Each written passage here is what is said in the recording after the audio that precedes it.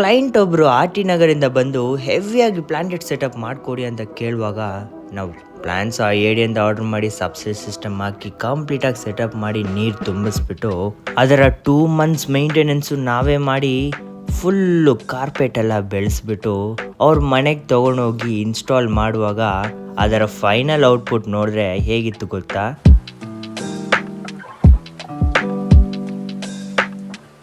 ಈ ಟ್ಯಾಂಕ್ ನೋಡಿದ್ರೆ all 4 sides view, ಒಂದೊಂದು ಸೈಡಲ್ಲಿ ನೋಡಿದ್ರೆ ಒಂದೊಂದು ವ್ಯೂ ಕಾಣಿಸುತ್ತೆ. ಕಂಪ್ಲೀಟಾಗಿ ಮಿರರ್ ಸೈಡ್ ಇತ್ತು, ಡಬಲ್ ಸೈಡ್ ಅಂತೂ ತುಂಬ ಚೆನ್ನಾಗಿತ್ತು.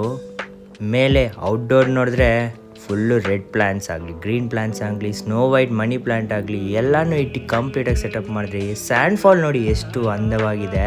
ಇದು ಕಾರ್ಪೆಟು, ಮಾಂಟಿ ಕಾರ್ಲೋ ಮತ್ತು ಗ್ಲಾಸಸ್ ಸ್ಟಿಗ್ಮಾ ಇಟ್ಟು ಕಂಬೈನ್ ಮಾಡಿದ್ದೀವಿ.